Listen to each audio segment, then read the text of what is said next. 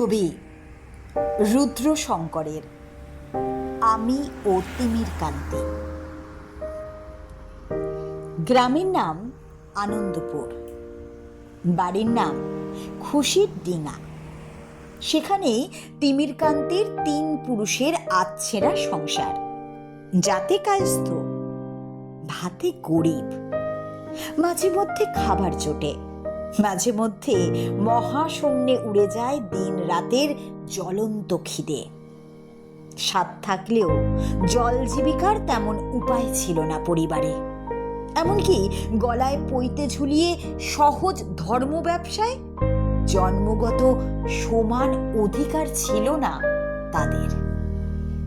আমার সঙ্গে একই স্কুলে একই ক্লাসে পড়তো তিমির কান্তি। একসঙ্গে অনেকগুলো মাটি চাপা বছর পার করেছি আমরা।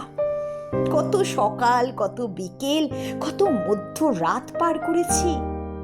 যৌথ বিশ্বাসে গ্রাম ভারতের গভীরে নেমেছে দুজনে।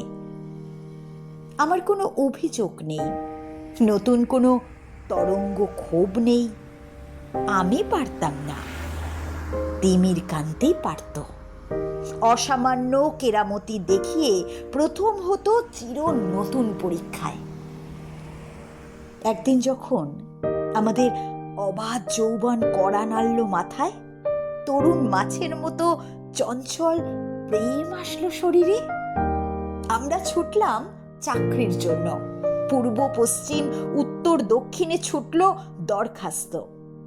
আমাদের কারোর কোটা ছিল, কারোর পয়সা ছিল, কারোর ছিল রাজনৈতিক দাদা দিদির হাঁটু পর্যন্ত লম্বা হাত।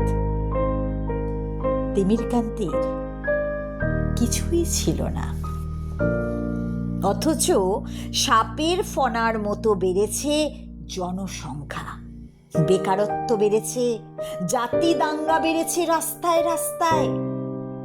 তিমির কান্তি MA PhD, সহজ সমাজবোধের জন্য শুধু যোগ্য চাকরি নয়, অভ্যস্ত হাতের বাইরে চলে যায় পিয়নের চাকরি অথবা দারোয়ানের চাকরি। তিমির কান্তির চাকরি হয়নি, তিমির কান্তিদের চাকরি হয় না।